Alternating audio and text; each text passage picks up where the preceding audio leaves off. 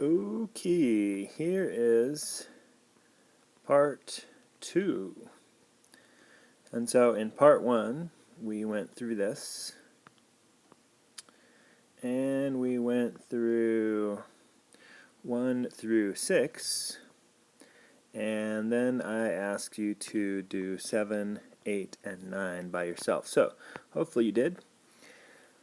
PCl3, so we have phosphorus, chlorine, chlorine, and chlorine, and I'm going to add them all up. Looks like phosphorus has a total of 5 valence electrons, 7, 7, 7. Now PCl3, okay, so let's see, 21 and 26 is our total. So we're going to pay attention to how much we actually draw in and make sure that there are 26 electrons. We assume phosphorus will be the central atom because there's more chlorines, and so they'll probably circle it. I'm going to draw in the chlorines. And I know that because chlorine has 7 valence electrons, it wants 1 from the phosphorus. So for this central phosphorus atom, I'm going to start with a 1 here, and a 1 here, and a 1 here, knowing that I need a total of 5, which would give me a lone pair out here. And we're going to hope that this works. Drawing in the 7 valence electrons for each chlorine atom, we have 1, 2, 3, 4, 5, 6, 7, and 1, 2, 3, 4, 5, 6. And 1, 1, 1, 2, 3, 4, 5, 6, 7. So we're going to have a bond and a bond and a bond, a lone pair of electrons, and then a bunch of valence electrons sticking off of those chlorine atoms. So P, Cl, Cl, and Cl. We have the lone pair sticking off of the phosphorus, and each of the chlorines has 3 lone pairs of electrons, like so. And the chlorines feel like they have 2, 4, 6, 8, and the phosphorus feels like it has 2, 4, 6, 8, and it's all good. Next up, BH3. So this one's a little tricky, and it may have been confusing.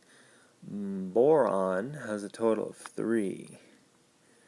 So boron has 3, and then we have 3 hydrogens.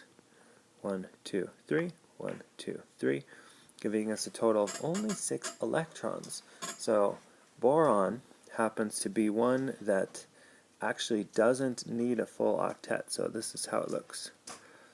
Boron with 1, 2, 3, and hydrogen, with 1 and 1 and 1.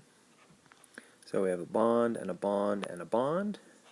And when we count them up, the hydrogens are happy because they have 2, but the boron only has 1, 2, 3, 4, 5, 6, and it would like to have 8, but there aren't any more, so that's all it gets. So it is strange that this is actually a stable molecule, but it is, and the reality is that there are just some things that work this way, and that's the way we observe them in nature.